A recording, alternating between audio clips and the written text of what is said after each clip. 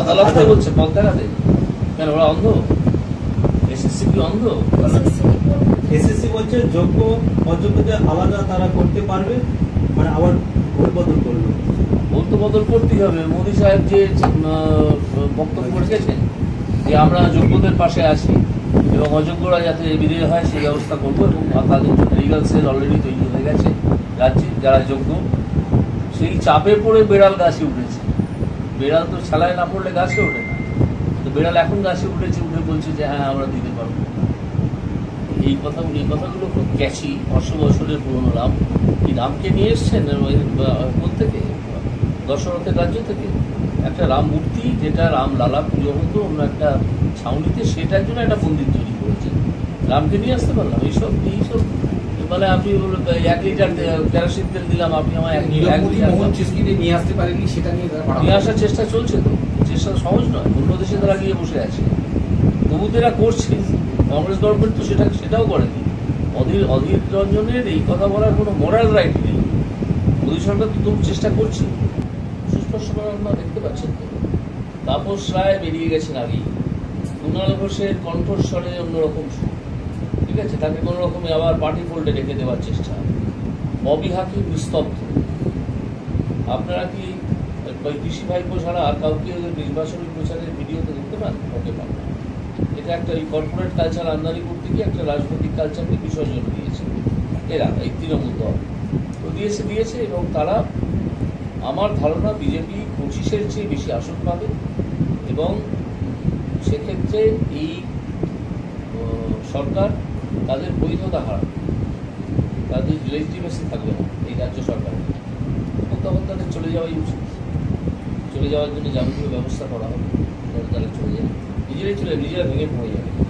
এই সরকারটি তো কোষাগারে টাকা নেই, কদিন পরে তারা মাইনেও দিতে পারবে না, লক্ষ্মীর ভাণ্ডারও দিতে পারবে না, কোষাগারে টাকা নেই, ফলে তারা ভেঙে পড়বে না। তো কী করবে?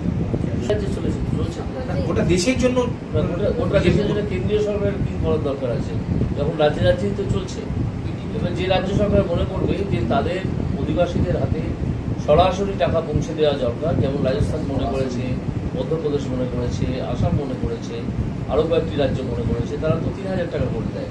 পশ্চিমবঙ্গে কোষাগারে টাকা আসার আগেই সেই টাকা লুটপাট হয়ে যায়, কোষাগারে টাকা ঢোকে না, ফলে কোষাগারের অবস্থা খারাপ। বিয়ে দেওয়া যায় না, কন্ট্রাকচুয়াল টিচারদের মাইনে বাড়ানো যায় না, অঙ্গনওয়াড়ি কর্মীদের, আশা কর্মীদের মাইনে বাড়ানো যায় না, এসবগুলো করা যায় না। কেন এখানে এত মাইনে কম? কেন এরকম একটা অপমানজনক মাইনেতে শুধু পশ্চিমবঙ্গের মানুষই কাজ করতে পারে কোনো রকমে দুবেলা দুটি অন্ন জোটানোর জন্য? কারণ পশ্চিমবঙ্গ বহুদিন ধরেই একটা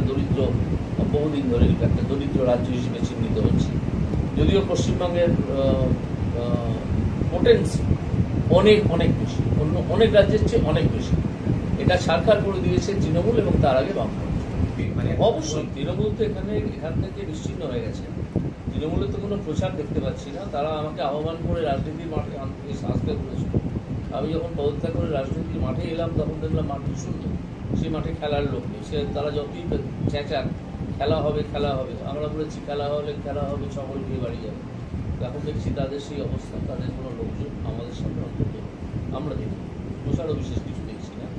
সেই জন্যই ওরা এইসব গুন্ডাগুন্ডি এবং ওই 100% ভোট কাস্ট করাবে, ওই ইয়েতে পোলিং করাবে কিছু বুথে, এই চক্রান্ত যেটা গতকাল রাতে হয়েছে বলে শুনতে পাচ্ছি, আমাদের কাছে খবর এসছে।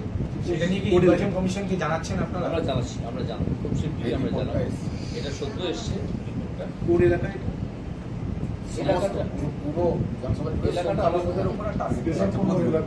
আলাদা করে বলা যাচ্ছে না, কারণ সব জায়গাতেই এরা করার পরিকল্পনাটা করেছে, এবং এদের একটি পেশাদারী সংস্থা আছে। আমি তাদের নামটা বলছি না, কারণ শুনতে পাচ্ছি যে সংস্থার কিছু লোক, সবাই তো কাজ করেন না এদের, কিছু লোক তারা এই পরিকল্পনা করে এইভাবে বাজারে নামছেন।